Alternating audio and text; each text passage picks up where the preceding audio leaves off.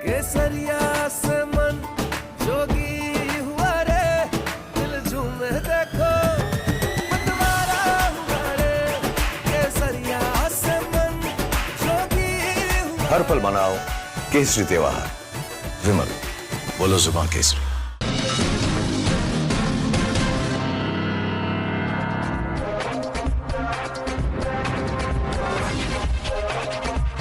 Good evening, ladies and gentlemen. TVK Chief Vijay is discovering the hard way that winning big on debut may actually have been the easier part of this political journey.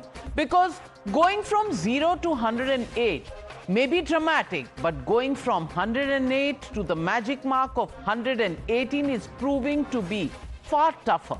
Today, for the second time in 24 hours, Vijay arrived at Lok Bhavan seeking an invitation to form the government with Congress backing in hand.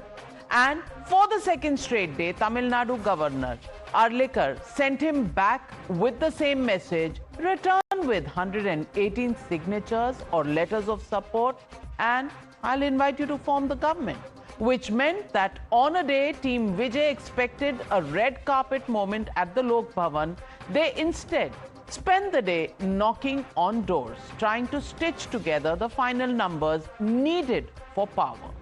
The CPI, the CPM and the VCK all were engaged, but beyond the Congress, which has formally submitted letters of support and pushed the tally to 113, 112 if you look at Vijay contesting from 2 seats, he will have to let go of 1 and can vote only once. Then 112 is the number where he has reached. The others are stopping short, saying they won't stand in the way, but refusing, at least for now, to put their support in writing. So they are having their state level committee meeting tomorrow. Okay. So after their meeting, they will inform what decision they will taken. But at the same time, CPA and CPM also having their discussion, state level committee. So we all the 3 parties will take unanimously a decision.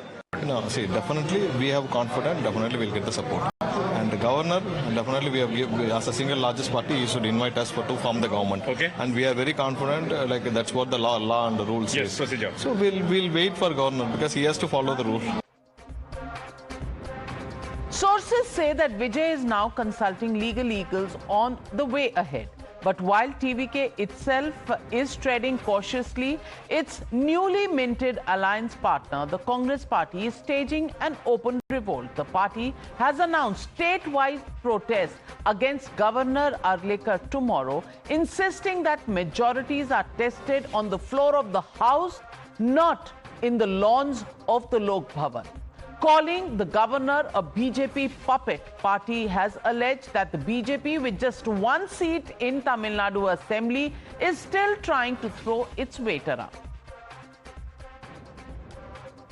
BJP's mindset and the Delhi's mindset is not to make Mr. Vijay as Chief Minister. BJP is having only 1 MP, MLA in Tamil Nadu.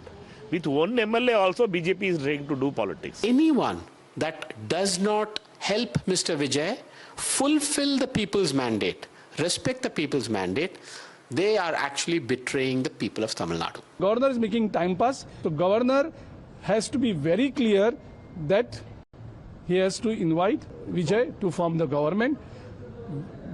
BJP should not try to rule Tamil Nadu with 1 MLA. When governors become agents of the BJP, they do the bidding of the BJP. And whatever the BJP wants, the governments will do. Such is the political churn in Tamil Nadu that the BJP and the DMK now find themselves on the same side, backing the governor. Both insist that Arlikar is well within his constitutional rights to demand written proof of majority before taking the next step on government formation. The governor is very well within his power to ask, how are you going to prove the majority? Give me the letters. I don't think there is any confusion with Raj Bhavan or the governor. He will go by the constitution. Very simple. Predictably, because this has now become a ritual after every hung verdict, the resort politics season has officially begun. More than 40 AIADMK MLAs have now been packed off to a luxury resort in Puducherry. Officially, it's being described as a vacation after the hard work in coming third in Tamil Nadu. Unofficially, Indian politics has taught us that when MLAs check into resorts, democracy usually checks into uncertainty. Because history tells us this, once legislators start disappearing behind resort gates, the next stop is often the Lok Bhavan. Will AIADMK make a move? For now, the party is saying absolutely nothing. எதுக்காக தங்கிக்கிறாங்கன்னா மெட்ராசிட்டில ரொம்ப அரசியல் வெயில் அதிகமாகுது. இங்க கொஞ்சம் குளுமையா இருக்குது இங்க வந்துக்கறாங்க. So what does the rule book say when there is no clear majority in the assembly? Who gets the first shot at power? The Sarkaria and the Punchi commissions both laid down an order of preference, starting with pre-poll alliances, then the single largest party, and then post-poll coalitions that can prove majority support. But in real politics, the rule book has often collided with political arithmetic. There have been multiple cases where the single largest party was invited first despite lacking numbers. Like in 2018 in Karnataka, when BJP emerged as the single largest party but was 9 MLAs short of majority, and yet the governor invited Yediyurappa to take oath. Similar scenario played out in Maharashtra in 2019 when Devendra Fadnavis took oath with Ajit Pawar as his deputy in the governor's house in the wee hours of the morning. However, both these governments stepped down even before the time to prove their numbers on the floor of the house actually came, because they didn't have the numbers. And then there are the reverse examples where the single largest party was bypassed altogether. It happened in Goa and Manipur in 2017 and Meghalaya in 2018. Governors instead invited post-poll coalitions that produced letters of support and claimed majority backing. In fact, one of the most controversial examples came during the UPA era in Jharkhand in 2005. The BJP emerged as the single largest party, but Governor Saeed Sibte Rizvi invited Shibu Soren first, arguing that the UPA coalition had the numbers to form the government. Listen in to what the constitutional experts have to say. The governor, who is to be the repository of constitutional wisdom, has no alternative but to call the single largest party in Tamil Nadu to form the government. It has happened umpteen times in the past. Also, no other formation has even staked a claim. कि राज्यपाल मेरे हिसाब से संवैधानिक गलती कर रहे हैं. जो चुनी हुई सरकार है, चाहे कोई भी हो, उनसे सिर्फ एक ही सवाल पूछा जाता है, आप बहुमत साबित कीजिएगा और साबित कीजिएगा लेजिस्लेचर के फ्लोर पे. Meanwhile, the DMK has now formally opened fire on their friend turned foe Congress party. In a sharply worded resolution passed today, the party accused Congress of betraying the secular alliance and reverting to its old political character. The DMK also authorized MK Stalin to take all necessary political decisions, a clear signal that back-channel options are now firmly back on the table. So could be the impossible now becoming possible? The drawing board conspiracy theories are already doing the rounds in Chennai's political circles. Theory 1, a DMK government surviving with outside support of the AIADMK combined, taking the tally to 120 past the halfway mark. And why is this possible? Simply because the resolution says that the anti-Dravidian forces must be kept out of power. I see an opening for this conspiracy theory in just the resolution of the DMK. Theory number 2, a TVK government backed by both the Congress and the ADMK, pushing the numbers to a comfortable 160. For now, these remain conspiracy theories and drawing board scenarios. But in Tamil Nadu's rapidly shifting power game, yesterday's political impossibility might quickly be becoming today's negotiation template. And that, ladies and gentlemen, brings me to the legitimate question on the Newshour tonight. Should Tamil Nadu governor call Vijay for swearing in? That's the question, and that's the debate on the other side. You're watching the News Hour at 9. Debate number 1 on Times Now, Super Prime Time.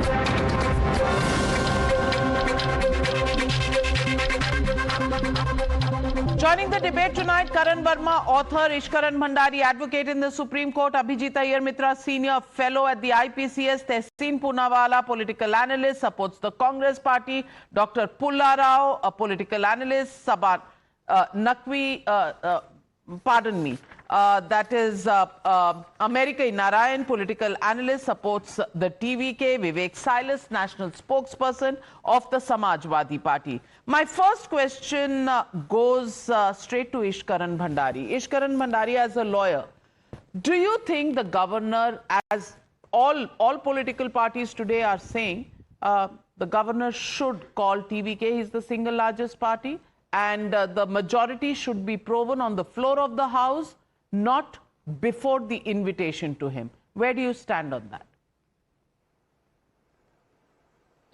Navika ji, it's a settled position in law that the majority has to be proven on the floor of the assembly. But let's see 2-3 factors here. First is the governor has issued press release after press release clarifying what is he seeking and what is his position. His position seems to be that anybody seeking claim to form government at least have the numbers and say he has the numbers. He has said he is not seeking the head count, but if you are claiming to form the government, at least claim to have the numbers. There are two aspects to this. Ishkaran, I'll have to interrupt you. Joining me at this moment is Mr. Harish Salve, a constitutional expert like none other. Good evening, Mr. Salve, and thank you very much for joining me on the News Hour tonight. Your smile says it all. Constitutional imbroglio in India. Yeah, constitutional imbroglio in India. Great time for all legal eagles. No, I have no interest in this beyond watching it from a distance. But do you think, as the single largest party, the governor should already have invited Vijay? The governor, look, if you read the constitution carefully, there is no phrase single largest party. There is no phrase about who the governor should call. It's the governor's discretion. What he needs to do is to act in accordance with the constitutional principle. Now, what is the principle? You must bring a government which enjoys the confidence of the House. We have had, and there is no one size fits all in this. It depends on a situation. I mean, I was just hearing a member of a very eminent colleague who also wears a political hat, using lovely adjectives when his party has just done a flip-flop in by contesting with one and then wanting another. So let's leave the moral pontification out of this. The governor says, I want a greater degree of certainty than your word. Now, what's the problem? Why can't you give, or why can't he get letters from people in writing saying, we are supporting you? That's the end of the matter. Is that too much for a governor to ask? Because there's always two sides to the coin. One can say that you let me form the government, give me 15 days. And then the bank account's open or the cash account's open. So that's the concern. Why blame horses for what we humans do? So what really it's all about is what the governor should be satisfied aligns with constitutional morality.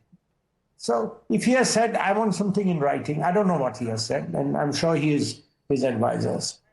And so what? See, today we have Navika, I'm sorry to digress, but I am a little disturbed in India.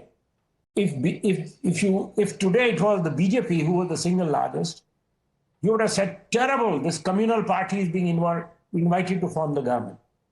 If now, once in a while, the opposition wins and the BJP loses, and they're immediately not rushed into government, you say, terrible, they are all acting on BJP's diktats. So, this hypocrisy has to end. We have to have some faith in our constitutional institutions. The governor has called them. The governor has not said, I'm not going to swear you in. He has said, satisfy me that you are the majority. And what is clear is, yes, if there was a pre-poll alliance, then one could have said this is an extraordinary request. But there is no pre-poll alliance. And who is his primary supporter? His primary supporter is somebody who fought alongside somebody else. So, if in the circumstances the governor says, I want something in writing, that you will cross the Rubicon. I don't think this is again a storm in a teacup. What's going to happen if he calls him 2 days later with letters? Heavens are going to fall. But let me be the devil's advocate and let me ask you, in at least 2 recent instances, time was given to a party that didn't have these letters. 2019 Maharashtra, Devendra Fadnavis, Ajit Pawar was sworn at 6:30. Where did it end? In the Supreme Court. And they left without proving their numbers because they didn't have the numbers. Correct. So, do we learn by experience or do we repeat our follies? But then people will... Then the question will be political. That if it is a BJP government to be sworn in... I don't get drawn into political arguments, you know that, Navika.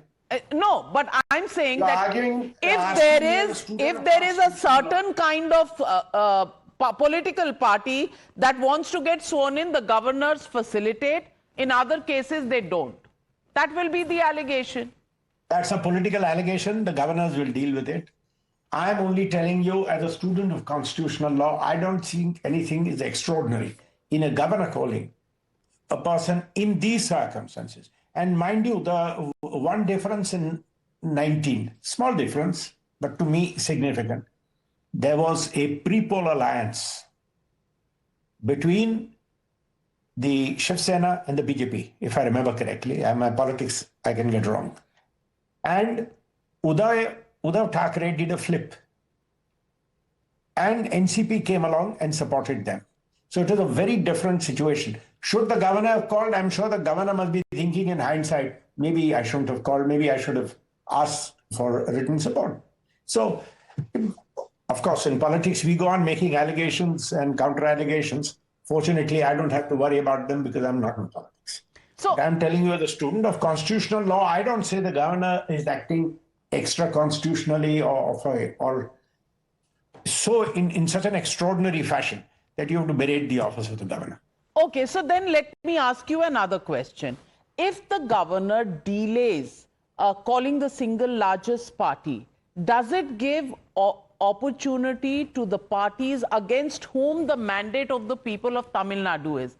That is DMK and ADMK to come together in an unholy alliance? If our politics has become so unprincipled and so fragile, then is the governor the only one left with the obligation to uphold constitutional morality? You fight election alongside one party. You curse this man before even the ink is dried on the results. You flip, you join another, and then you start jumping up and down saying, why isn't he calling somebody to form a government? Is the governor the only custodian of public morality? I find this rather remarkable. I've seen it recently. 7 of your MPs defect. You say, why is the BJP accepting them? Have you asked yourself the question, what sort of stuff are your members made of that your members are defecting?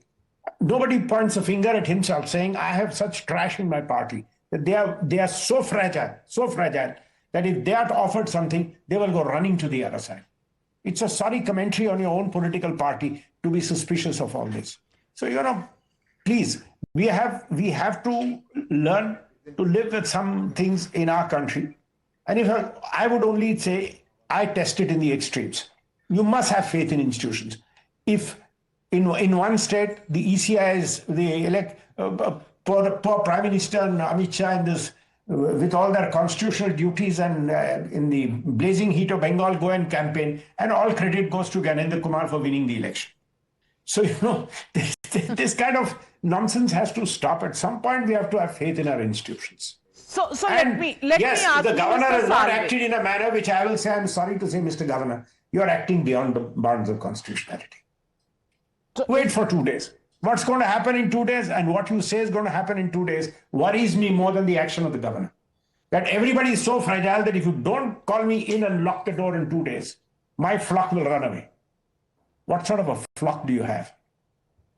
But Mr. Salve, what happens to the mandate of the people? The mandate of the people is not clear.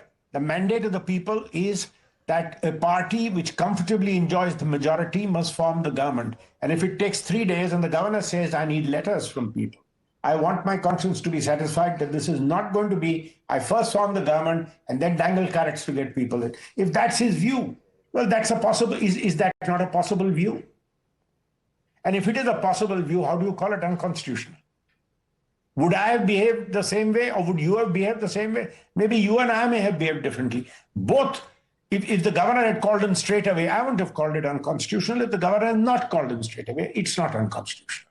This is the discretion of the governor on satisfying himself that there is a viable viable alliance which will enjoy the confidence of the House. If ultimately he's unable to get signatures, then the governor will have to go back to the drawing board and see what to do. And ultimately he may have to call him with just 104. And if it gets defeated, well, you live with that. It has happened in, I think, one state where for 6 months you had no government. You had presidents because nobody could come together. So all this happens in a fractured mandate. Okay. So instead of starting calling governors names and say they are the agent of so and so and they are waiting on diktat, it's all right for irresponsible politicians to say things like that. But as a constitutional law, I would say there is an elbow room for the governor. There is an elbow room, but in another state, you spoke about Bengal. In another state, the governor has had to literally dismiss and dissolve the assembly and dismiss the chief minister and the cabinet because they refused to resign. What does that tell you? Because that only tells me that today constitutional institutions have to have their way. We have to go back. You know, don't get this transatlantic virus into our blood, please. Becoming a government of men and not of laws. We are a country governed by the rule of law. The governor has said something. If there is a problem, if within reasonable time he is unable to produce signed this, the governor will take a call. All this is within the discretion of the governor. We start cursing our institutions and berating them and degrading them before even the ink has dried on the result.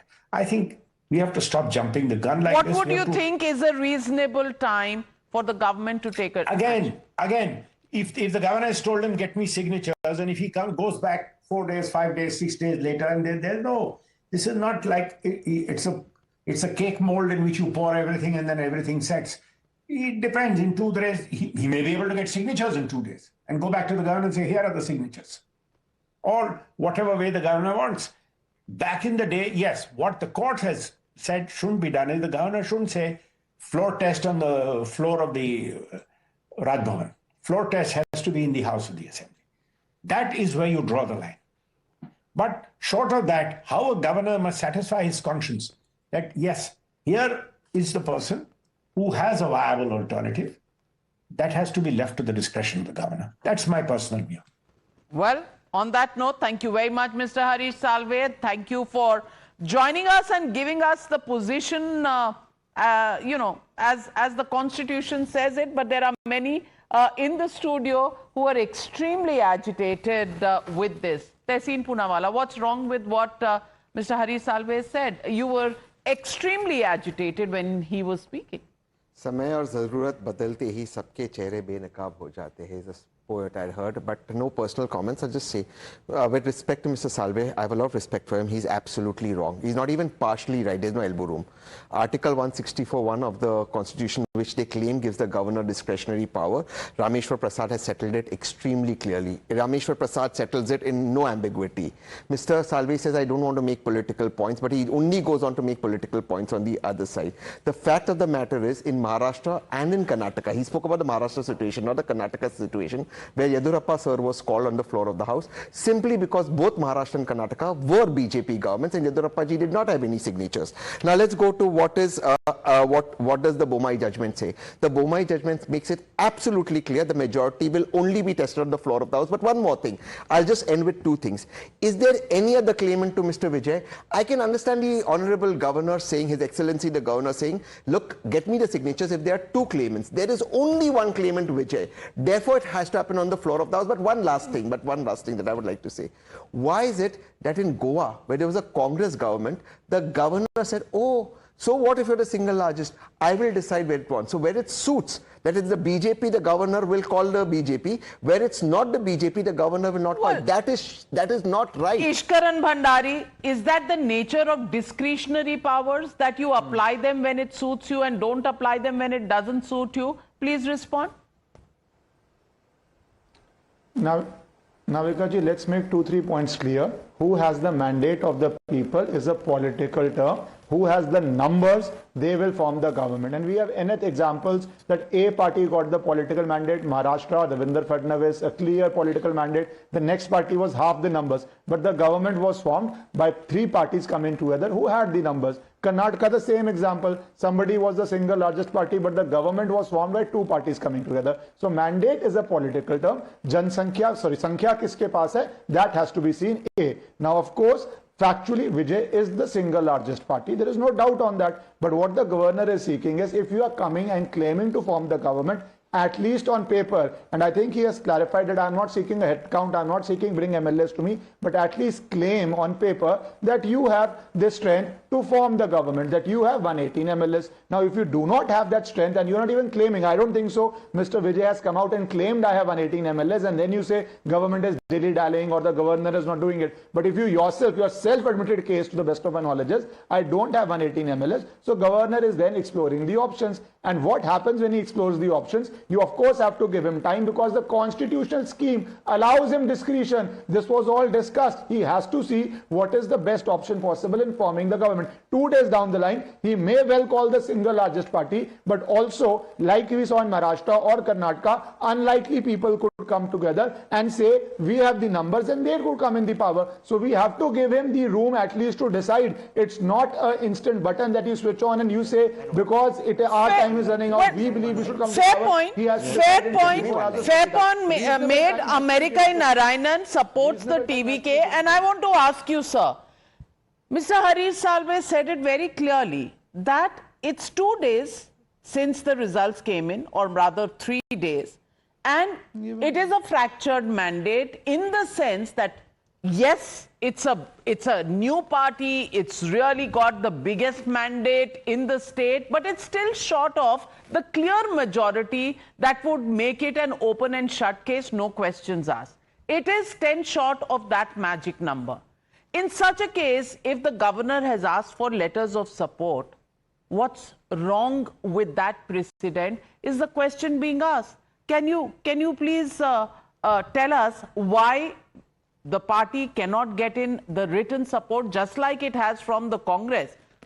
It can get it from other smaller parties who are offering oral support to TVK. Good question. First, in a democracy, they are using the law to subvert the democracy. Democracy should be for the people, by the people, of the people.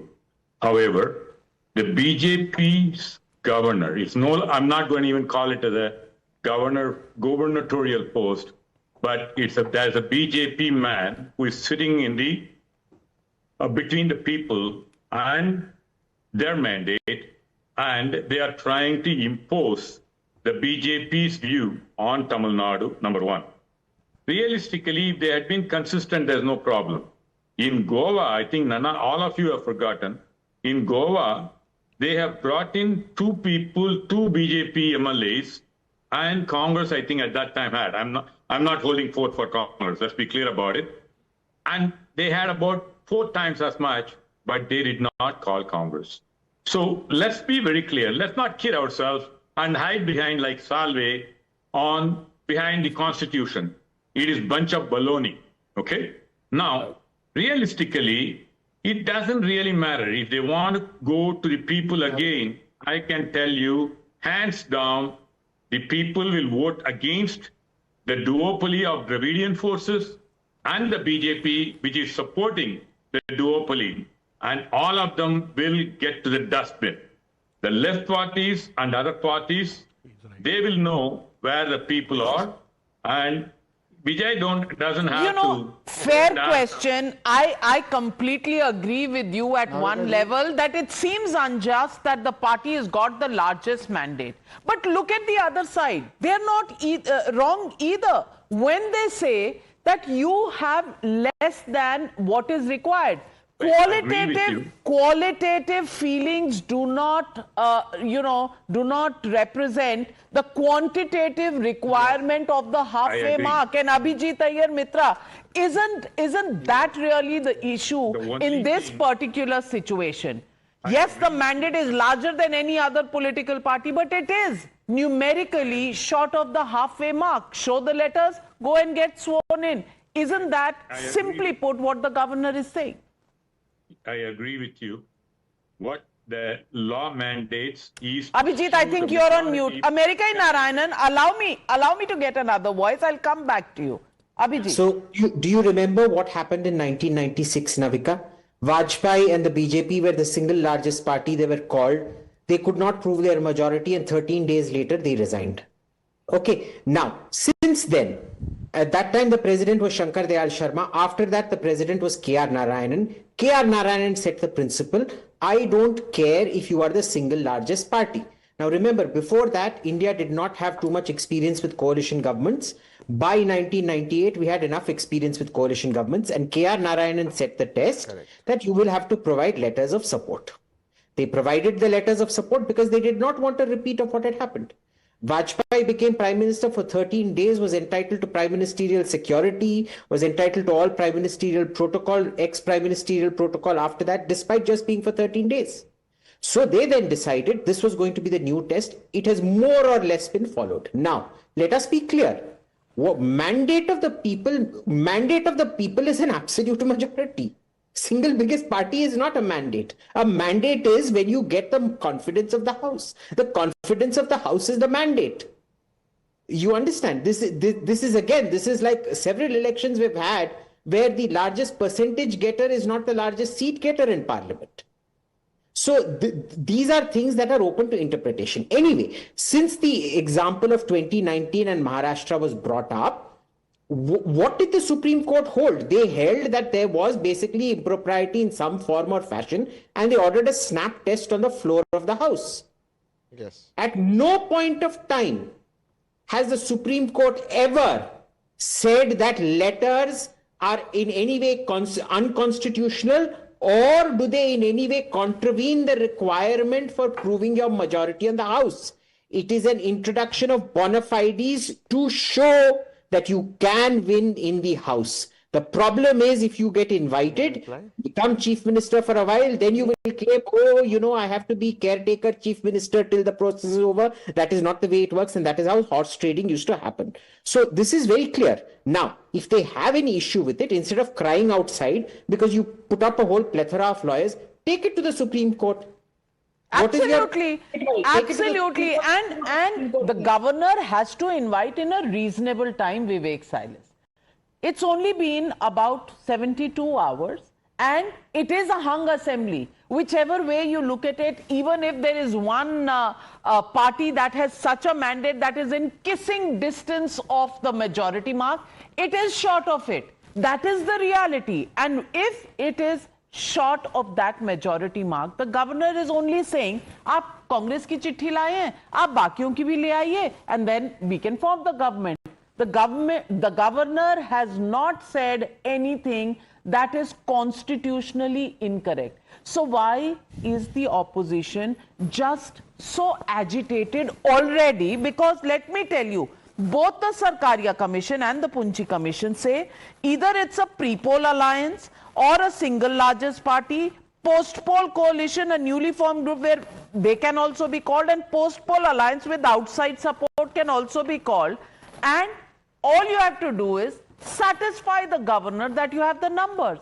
Now, we do know that some parties have given support in a statement. Why can't they give it in writing and get it over with and get sworn in? What is stopping them? I think, Navika ji, I agree with Mr. Narayanan what he said, that Mr. Rajendra Vishwanath Arlekar, the governor of Tamil Nadu, is a Bharatiya Janata Party man. मैं एक सलाह देना चाहता हूं। The problem is कि वहां Bharatiya Janata party की सरकार नहीं बन रही है, इसलिए ये प्रॉब्लम आ रही है। मेरी बात सुन लीजिए, मेरी सलाह है भारतीय जनता पार्टी को और भारतीय जनता पार्टी के सपोर्टर्स को। एक विधायक जीत के आया है भारतीय जनता पार्टी को, उन्हीं की शपथ ग्रहण करा दीजिए और उनको 5 साल का टाइम दे दीजिए, मामला खत्म हो जाएगा। उन्हीं की शपथ ग्रहण करा दीजिए और 5 साल का टाइम दे दीजिए कि आप 5 साल में अपनी बहुमत साबित कर दीजिएगा। दूध का दूध और पानी का पानी, वही खत्म। आई एम सॉरी, एब्सर्डिटी से आप गवर्नर की रिक्वायरमेंट को काउंटर नहीं कर सकते। Governor has said show me the letters and come and get sworn in. How is he wrong? Can you tell me that logically instead of this dramatic thing के एक है उसी को बना ड्रामा मत देखिए, drama and legal issues and constitutional. देखिए ma'am, when the Maharashtra government was formed in 2019, Bhagat Singh Koshyari was the governor of Maharashtra. क्या उन्होंने लिस्ट मांगी थी? 12:30 बजे रात शपथ कराई थी, लिस्ट मांगी थी? मांगी थी। देखिए, जहां तक विजय जी का सवाल है, विजय का जहां तक सवाल है, उनकी सबसे बड़ी लार्जेस्ट पार्टी है और उनके खिलाफ जो है भारतीय जनता पार्टी का खेल शुरू हो गया। एक 2015 का केस उठा के उसको ईडी में दे रहे हैं। आपको यह बात पता नहीं होगी, हमारे पैनलिस्ट को भी नहीं पता होगी कि उनके एक विधायक पे इसलिए एफआईआर हो गई क्योंकि उसने चाकू से अपना केक काटा था। उत्तर प्रदेश में तलवार लेके करनी सेना घूमती रहती है, उसपे कोई नहीं।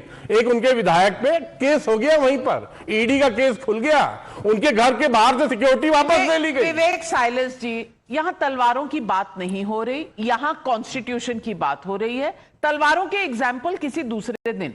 आज कॉन्स्टिट्यूशनल प्रोप्राइटी पे आपने सवाल उठाया, उस पर कोई जवाब है? आपके पास लॉजिकल जवाब नहीं है। Then Karan Varma, why are they finding fault? Because even as per Harish Salve ji, reasonable amount of time.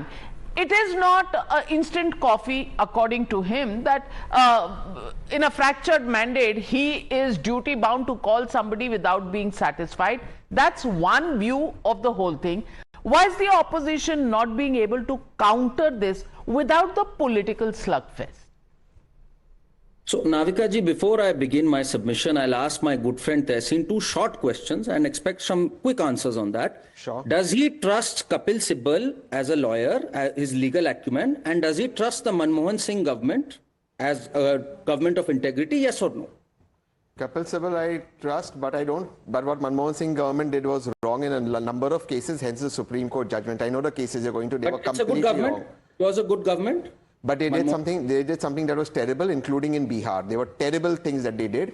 And since then, we are supposed to evolve, not go back to what has happened. Supreme Court has had several positions. We've even had a governor call a session in a 5-star hotel in Arunachal Pradesh, bro. That's not how it works. Madhukoda? Terrible. I am telling you myself. Is that the argument now? Okay. No. Now, let me make my point. Thank you. In 2006, my friend Tehseen, in 2006, Kapil Sibal and the Manmohan Singh government said that the Sarkaria Commission, which generally invites the single largest party to form the government, is not settled. In fact, that was enunciated even in the Bombay judgment. Yes. So what they did, they appointed Justice Panchi. And who recommended that? Kapil Sibal. Kapil Sibal said Justice Panchi is a man of high integrity. Even when I was the bar president, I can vouch for it. This Chief Justice should preside and once and for all he should settle it. So the government appointed, Manmohan Singh government appointed him. He comes up with a report in 2010 and Navika ji, now I'm reading from that report. He says that the decisions should only be based on objective material such as letters of support. Yes. Now that is what the Manmohan Singh government endorsed at that time. Kapil Sibal in his legal acumen endorsed at that time. And now my friend Tehseen is saying that Harish Salve is wrong. It's the BJP that's acting wrong. It's the governor that's acting wrong. It's the Panchi Commission that established this fact. And the Bombay judgment which said that we need a commission which for once establishes that. So now when the governor is acting in accordance with the Panchi Commission, why do you say he's a BJP agent? Why do you say he's acting badly? Okay, respond. I'll respond to that in 2 lines. Karan, both you and Abhijit have made this essentially the same point what K.R. Narayan started and the commission settled. However, that is in claim of various people claiming to form the government. In this case, there is no other claimant. So you're going around trying. No. Governors are meant to democratically transition government, not tailor make it to suit the government. I'm sorry, there is nothing in the constitution. No, there is nothing in the constitution that says that because there is one claimant and no other claimant, so that claimant, even if he's short of numbers, he should be invited. And claimant means what? Of course, everybody. 1 minute, I will tell you where is the claimant. There is one largest party, you give them adequate time to get people together. The other claimants will not stake claim expecting this party to get their flock together. So far, in 72 hours, that hasn't happened. So, who knows? 1 minute. The DMK has put out a statement. Navika ji. The DMK has put out a statement, and that is where you need to read it politically. Ishkaran Bhandari, DMK has stated that anti-Dravidian parties should not be allowed. They're forming their strategies. ADMK is in a resort. It's all happening because there is no majority. Because the governor is tailor making it to happen. It is not for the government. 1 second, ma'am. If DMK is putting out statements, Ishkaran, just one line. Ishkaran, one line. Ishkaran, one line. You know, Tehseen, you have a habit of only being the panelist, the only panelist that will speak. That's not fair. Allow him. Navika ji. Yes, go on. Thank you. Navika ji, we are mixing emotions, political rhetoric with the legal position. Emotionally, if people want Vijay to be the chief minister, I can well understand it. He had a stupendous result. Nobody is denying it. Politically, people can make statements, we have the mandate or we don't have the mandate, but it is a matter of law whether you have the mandate. In India, we saw people getting 99 seats in Lok Sabha and saying it's a moral victory and the government should not form and the Prime Minister should resign. What is the rhetoric behind that? In West Bengal, we saw people saying if BJP does not win, Prime Minister should resign. Those are all political rhetorics. Let's not go into that. Let's stick to the legal position. Now, the governor has taken a call that nobody, is it a case that Mr. Vijay is claiming I have 118 or 120 MLAs and then the governor is not inviting? That is not the case. Nobody from TVK party is saying we have 118 numbers. So if they do not claim to have 118, of course the governor has to exercise discretion and learn from past examples, be it Maharashtra or be it Karnataka or be it Goa or be it any other state, going as far back as Bihar, and then come to a conclusion that nobody should hold office while they are searching for majority. Let everybody get majority, whether it takes 1 day, 2 days. Absolutely, and therefore, let me get in Dr. Pulla Rao. Dr. Pulla Rao, there was a pre-poll alliance of the DMK Congress. Suddenly, the Congress has gone the other side. The governor can also see the precedent of that you contest on one symbol, contest as one coalition, and within hours of the results coming, you jump to the other side and still not reach the halfway mark. Fair that the governor is asking for those letters of support. But if a situation so arises that the most unholy of alliances like the DMK and the ADMK and their alliance partners come together to keep TVK Rao, will that not be the travesty of justice and travesty of the people's mandate? Not at all. You're one of the first ones to have used the word hung assembly. When you have a hung assembly, all these rules don't apply and all this high lawyering also doesn't apply. A hung assembly takes away, and there's no mandate, as Mr. Iyer said. Mandate would mean there's clarity, there's a majority. There's no majority. I like Vijay. He did a great job. He energized all the middle classes, all the professionals in the urban areas. Extraordinary. But he didn't get that magic figure. Once you don't get that magic figure, it's not a mandate. The governor, whom I have criticized for his role in Kerala many, many times, I find he has been here quoting the constitution. And when you don't have a majority, there's no emotion. There's no question of emotion. It's a hung assembly. And all the factors in Indian politics come into play. For a long time, after every state election, we say it's going to be a hung assembly in Delhi. You know, that party will, it hasn't happened. This is the first such instance after decades. So it requires... America Narayanan, Mr. Pulla Rao says, in a hung house, no rules apply of this kind. Pre-poll, post-poll, small party, large party, it's open season. America Narayanan, please respond. Very simply, everybody is hiding behind the law. In democracy, we are not right now arguing in the court of law. We are arguing in the court of the people. Now touch your heart and say, This is not My leading friend, to the country runs by a constitution, and the law comes into force I agree. when I agree. no, I'm the not- law I will comes respond to into that. force to form governments. That is the only reason you governments need to exist. understand- Navika, this is a very dangerous argument. No, no. This is an argument. Democracy is the rule of law, sir. Is made. The law is not made for doing travesty to democracy. The law is made to uphold. You need to understand the spirit of the law. The spirit of the law is that it has to be decided on the floor. On the floor. In which case, all I am saying in which case the Congress should then have ruled this country from 1947 up until now, Abhijit Iyer Mitra. You know, what is the spirit? What is the spirit of the Constitution if it is not to be applied? Without the law, there is no democracy. Let us be very clear about it. The law is what makes us a democracy. Tomorrow, if you go by Mr. Narayanan's example, tomorrow if having a majority, you just say this is the last election ever, that is also respecting the mandate of the people, is it?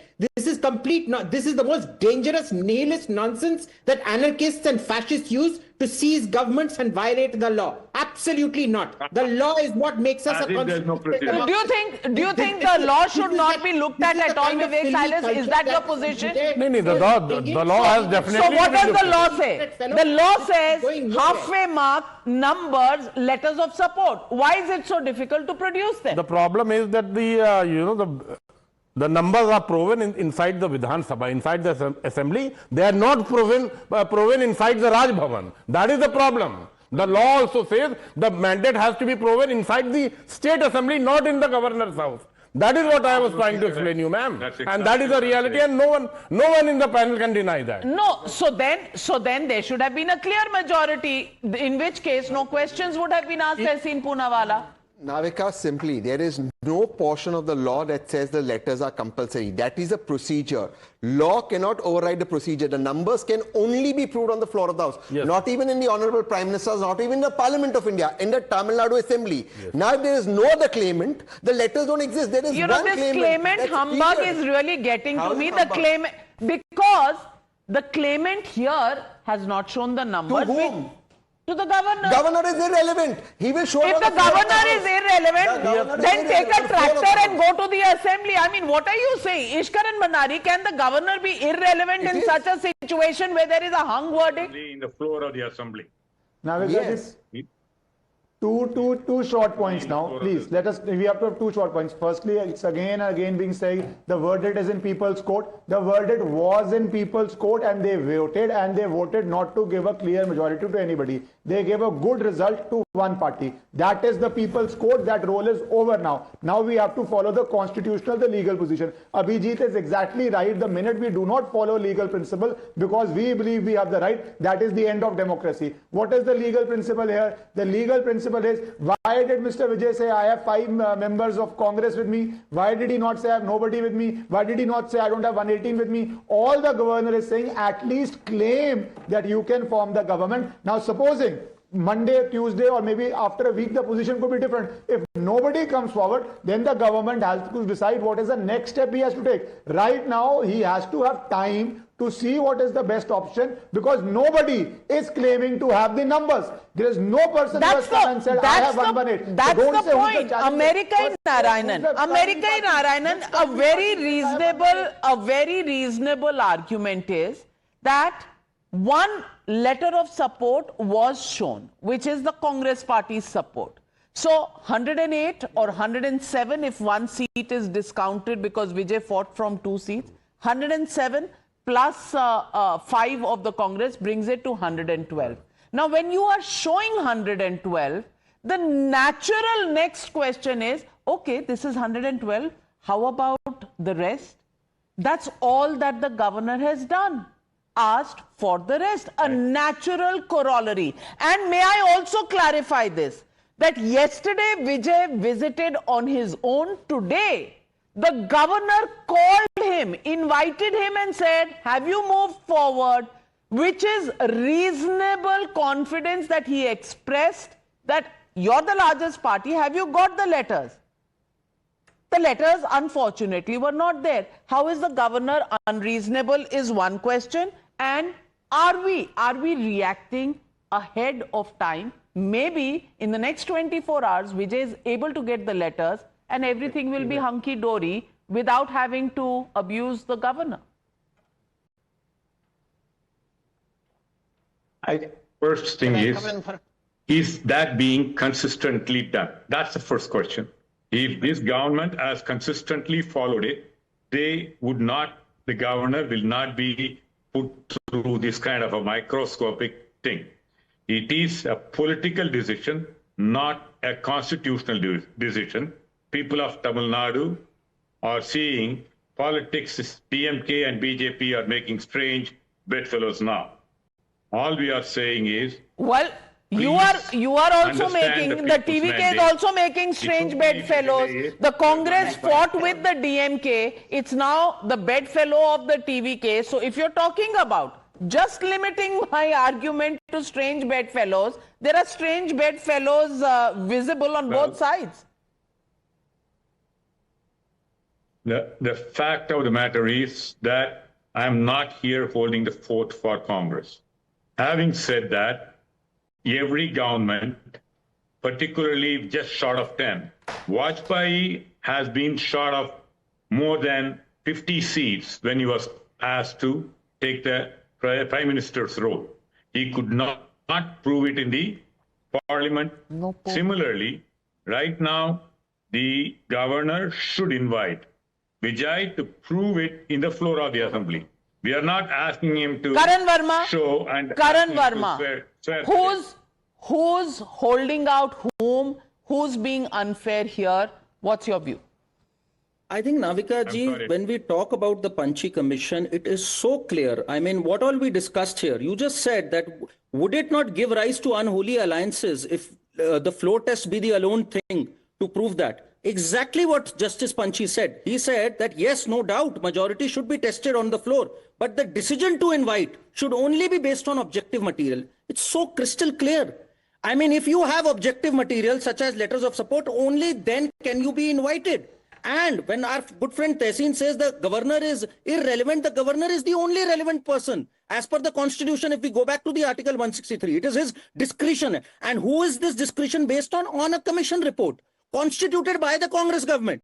So, you know, their hypocrisy stands exposed. I understand that Vijay has run a beautiful campaign, a marvelous election. Probably he needs to be the CM, but then he has to get those letters of support, plain and simple.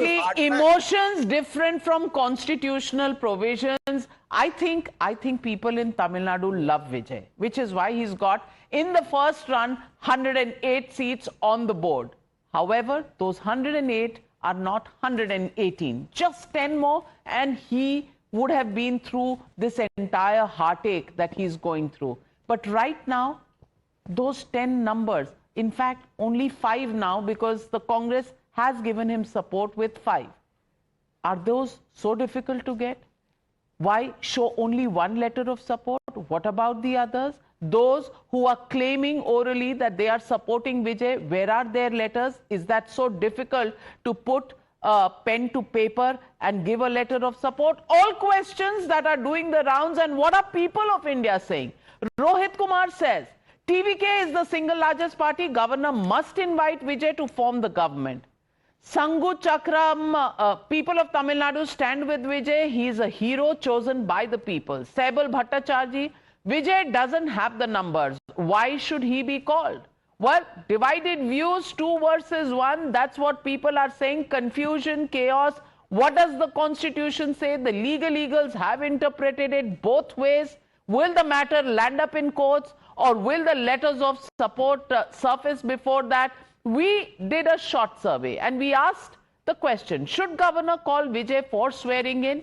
Yes, say 74% of the people. No, say 20%. Can't say 6%. 70% of the people believe the governor should be calling Vijay. But then, is it about emotions or is it about the law? That is the big question. This story not ending yet. We'll have to wait and watch, because more of this will play out in the hours and days to come. Will we see those letters of support and a government and the new Thalaiva of Tamil Nadu, Vijay, taking oath? Or is there a game and a conspiracy theory both being hatched behind the scenes? Well, we'll follow all of those developments. Stay tuned right here to Times Now. Thank you very much to all my panelists for joining me on the News Hour tonight. Good night, be safe. I'll be back tomorrow.